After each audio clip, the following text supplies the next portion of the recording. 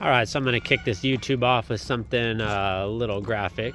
This right here is a tree branch or limb, whatever you want to call it, that was impaled in my dog Clementine's thigh, about that deep. She's a Vizsla bird dog, and she runs like a mad lady constantly. And from the only thing that we can gather is why she was running through some snow drifts. There was some down tree limbs, and one skewered her through the thigh. Just barely missed her main artery.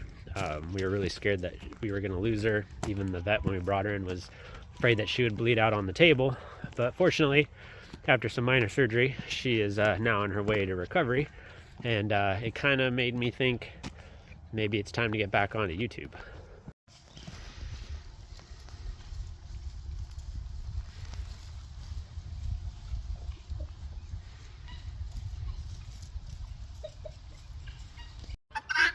All right, if you're not familiar with my origin story, I grew up in Southern California, lived there for 38 years, mainly around Laguna Beach area. I was the poors, if you will. We weren't poor, but compared to most people around there, we were on the lower echelon, if you will, kind of basically living paycheck to paycheck. I realized at some point I was never going to get ahead, so I rooted up everything and bought a little cabin in the woods of Washington. And I went from spending $1,000 a month for my share of rent to $400 a month for my mortgage. From there, I was able to kind of start picking up some ground, if you will. Bought a version of my dream car. My dream car is a 80s 911 Turbo, aka 930, but I bought an 88 911 Targa, which really fit in for the area. Ended up flipping that cabin, made a decent amount of money. Bought a house on an island out there, ended up flipping that house, made a decent amount of money. But at that time, COVID happened, and decided something really needed to change. So I made the painful decision to actually sell that 911, and I bought myself a school bus. And before I left Washington, I spent 2 months turning that school bus into a schoolie. That's the schoolie. And my thought was I was going to travel the U.S. Until I found a piece of property that I wanted to buy. Then I was going to turn that property into a small little homestead. So I set off on what would be a 2-year experience of living on the bus, and accidentally ended up in South Carolina. And I didn't want to be in South Carolina, but circumstances led me there, and connected with an old friend that I hadn't seen for probably 15-20 years. And he gave me the idea of basically setting up shop on his property while I figured out exactly where I wanted to end up. So once I was there, it kind of made sense to stay. Like I said, it wasn't where I wanted to be, but at least I knew somebody there. I kind of had a support system if something came up or I needed a hand, or you knew people with tractors, this and that. So kind of made sense to stay there. And then I proceeded to do everything wrong. Instead of buying a cheap piece of property and slowly building it up, I decided to buy a whole ass house. So now I had a mortgage again, which I didn't want to have. And the house ended up needing to be completely gutted. I mean, we knew it needed work, but once we got in there, it was bad. It was completely infested with mice, to the point that snakes were living in the wall, feeding on the mice. So everything was ripped out, which led me to live on the bus for 2 years. Now in that 2-year time, having a mortgage, not really wanting to have a real job again, I kind of, found myself in a decent amount of debt. I really wasn't getting ahead, and I was kind of at a tipping point when an old friend of mine who moved to Louisville, Kentucky from Washington for a job really needed some help, and he kind of said, "Hey, I need some help out here." And I said, "How much does it pay?" And he told me, and I said, "I'm on my way."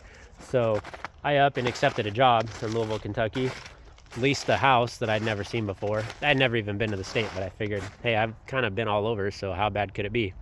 Ended up being pretty amazing, actually. And after a few months, I sold my house in South Carolina, which before I left South Carolina, I had 30 days to completely rebuild that house, which I did pretty much by myself, with a little bit of help from some friends, and a last weekend clutch pull through by my family. So we got it done, got here, sold it, again, made a decent amount of money. And then I decided to buy, can't really see it, 140-year-old farmhouse in Indiana. I'm about 45 minutes to an hour from Louisville, depending on the time of day and traffic, and 10.5 acres and a hobby farm, and I have about 100 animals. Now in that process, I also met a lovely lady, Amanda, who moved in around a little after Halloween. Recently just had our 1-year anniversary, to which I proposed to her, so now she will soon be my wife. So this is where we are now. Now I still have that nasty thing called the debt that I've been working on, plus a 140-year-old house, which is going to take me about 5 years to redo, and all these animals. And I realized money still isn't that great. I'm making more money than I've ever made before, but now I have a mortgage that's twice as much as I've ever had before. And I'm spending about $200 a week just on feed. Not to mention any vet bills that comes up, or, you know, things like bedding and stuff like that. So money's real tight, and that's kind of the reason why I thought maybe I'll get on YouTube again. Now, that being said, I don't expect this to become something where I'm going to make money off of. No. What I am hoping, though, is that I'll reach enough people, connect with enough people, that perhaps I'll get a little bit of help. You know, and I don't mean necessarily financial, but if people want to donate to the farm, or help with vet bills, or buy us coffee or beer, or whatever the case may be, I'll put links in the bio or in the description, whatever it is. But you know, maybe I can reach out, find people out there that can, you know, perhaps give me advice, you know, whatever it may be. I don't know.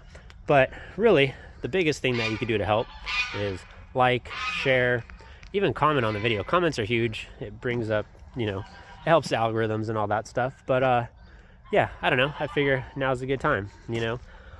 Who knows what's going to happen with everything, and it's always good to have maybe a little backup plan. Who knows?